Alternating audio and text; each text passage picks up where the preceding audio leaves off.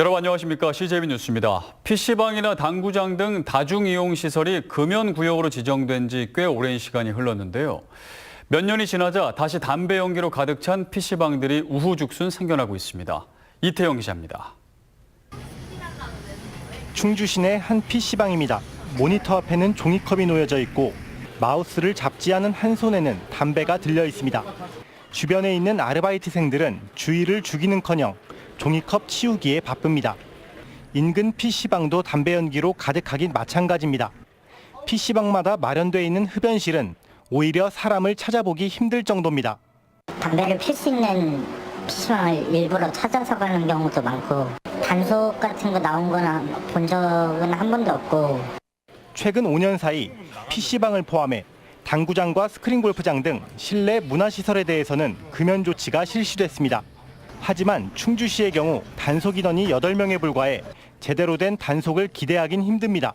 또 흡연이 적발되더라도 흡연자에게만 10만 원의 과태료가 부과되기 때문에 관리자의 적극적인 제재를 기대하기도 힘든 상황입니다. 네, 금연할 수 있는 흡연 시설만 갖춰주면 됩니다. 흡연 행위를 하는 분만 과태료 부과 이런 게 때문에 관리자분이 적극적으로 이렇게 안 하는 경우도 되게 많은 편입니다. 부족한 단속 인력과 관리자의 소극적인 의지, 실종된 시민의식으로 금연 정책은 아직도 정착하지 못하고 있습니다. CJB 뉴스 이태현입니다. 얼마 전 먹을 물조차 나오지 않는 영동의 산골에서 할머니, 할아버지와 살아가는 정호의 딱한 사연을 소개해드렸는데요. CJB 천원의 힘 방송 이후 온종의 손길이 줄을 이으면서 정원의 가족을 위한 따뜻한 보금자리가 마련됐습니다. 이윤영 기자의 보도입니다. 영동의 외딴 산골, 다 쓰러져가는 낡은 컨테이너가 정원의 집입니다. 부모님의 이혼으로 누나와 이곳 외할아버지 댁에서 지낸 지 벌써 9년째. 화장실과 욕실은 고사하고 먹을 물조차 나오지 않는 하루하루가 힘겹기만 합니다. 정호의 딱한 사연에 각계각층의 온정의 손길들이 줄을 이었고 무려 5,700여만 원의 성금이 모아졌습니다. 이 성금으로 영동 읍내에 정원회를 위한 작은 보금자리를 마련할 수 있게 된 겁니다. 교육이나 아니면 공부하는 데 있어서도 환경이 너무 좋아져가지고 아이들하고 또 할머니, 할아버지하고 행복하게 또 지낼 수 있을 것 같습니다. 집안 곳곳 낡고 오래된 가구와 싱크대는 모두 철거하고 정원의 새 출발을 위한 리모델링 공사도 본격 시작됐습니다. 평생 꿈도 꾸어보지 못한 내 집을 갖게 된 정호와 할머니는 기쁨을 감추지 못했습니다.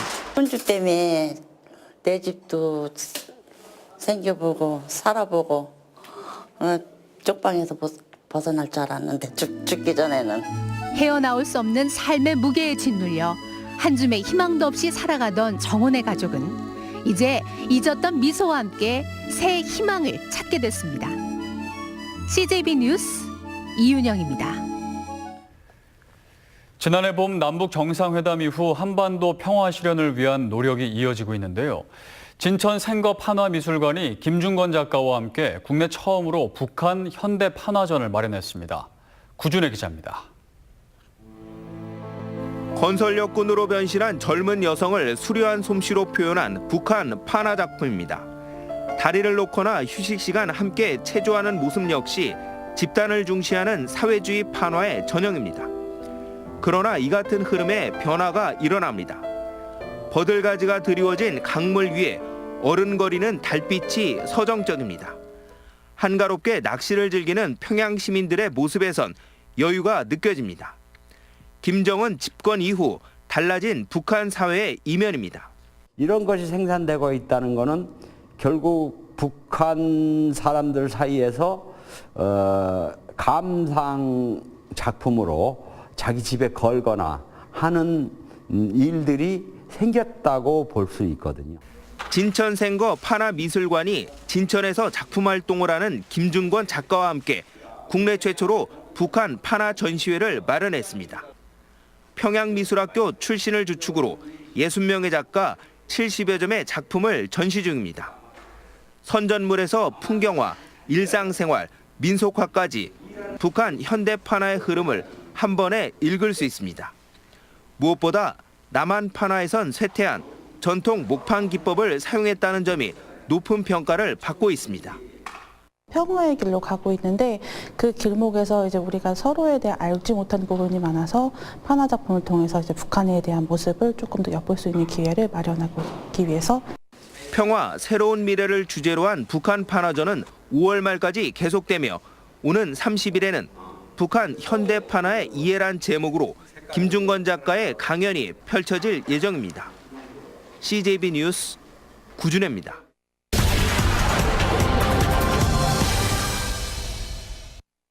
운전을 하면서 노면에 그려진 각종 기호를 보신 적이 있으실 겁니다. 이 면허를 딸 때 배웠던 것들인데 막상 운전하다 마주치면 기억이 잘 나지 않는 기호들이 있습니다. 어떤 것들이 있고 그 의미는 무엇인지 알아보겠습니다.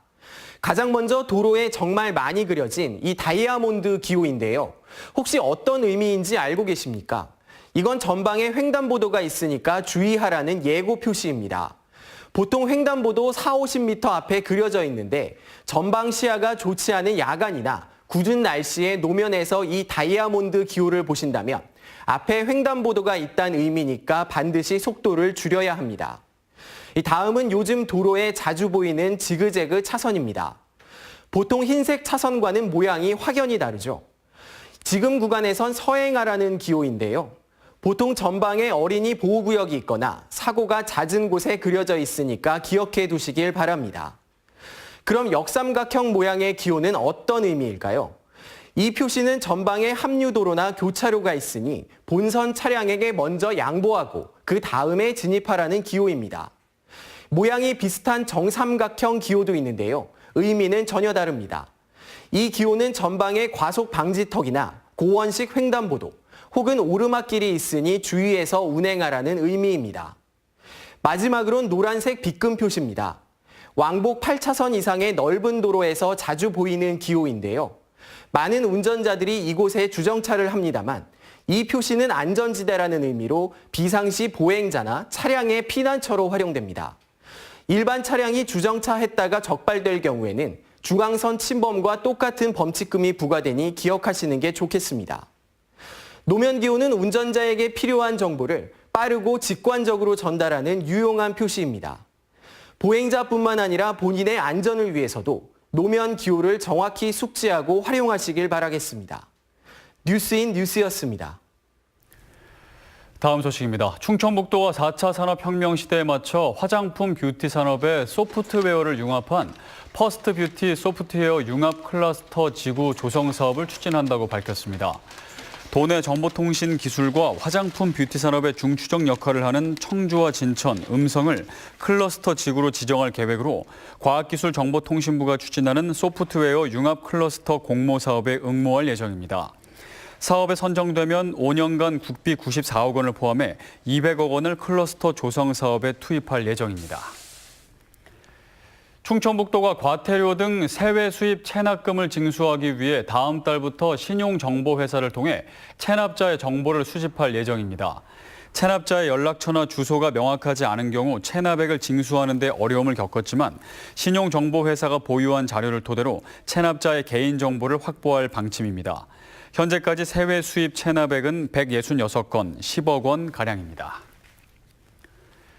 청주시가 지방세 고액 상습 체납자 175명에게 명단 공개 예정을 통지했다고 밝혔습니다. 명단 공개 대상은 체납 발생일로부터 1년이 지난 지방세 체납액 1,000만 원 이상인 사람으로 3차례 예정 통지에도 납부하지 않을 경우 11월에 명단이 공개됩니다. 개인 체납자의 경우 성명과 직업, 주소 등 9개 항목이며 법인 체납자는 법인명, 대표자 성명 등 10개 항목이 공개될 예정입니다. 부동산 장기 침체로 신규 아파트 분양이 줄면서 미분양 관리 지역인 청주시의 아파트 적체 물량도 6달 연속 감소 추세를 보이고 있습니다. 미분양 물량이 절정이었던 지난해 8월 3,022가구에서 지난달 1,899가구로 6달 연속 감소세를 나타내고 있습니다. 공급 과잉과 대출 규제와 함께 건설사들이 신규 분양을 줄이고 임대 아파트로 공급 방식을 전환한 영향으로 풀이됩니다. 괴산군이 내일부터 농촌 지역에 거주하는 고교생들의 교통 편의와 안전 귀가를 위해 야간 하교버스를 운행한다고 밝혔습니다. 야간 하교버스는 총 5개 노선으로 오는 12월까지 야간 자율학습이 있는 날에 운행됩니다.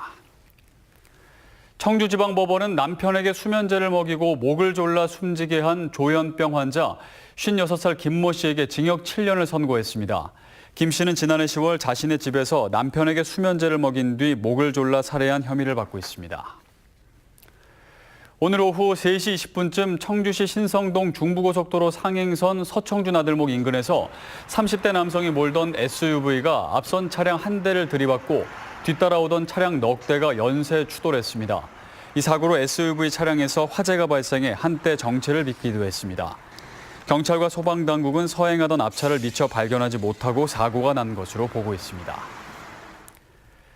끝으로 날씨입니다. 오늘 충북지방은 대체로 맑은 날씨를 보였습니다. 내일은 가끔 구름 많겠으며 낮부터 기온이 올라 포근한 날씨를 보이겠습니다. 내일 아침 최저 기온은 영하 3도에서 영상 2도, 낮 최고 기온은 영상 13도에서 16도를 보이겠습니다. 일교차가 10도 이상 크게 벌어지겠으니 건강관리에 유의하시기 바랍니다. 이상으로 CJB 8시 뉴스를 모두 마칩니다. 고맙습니다.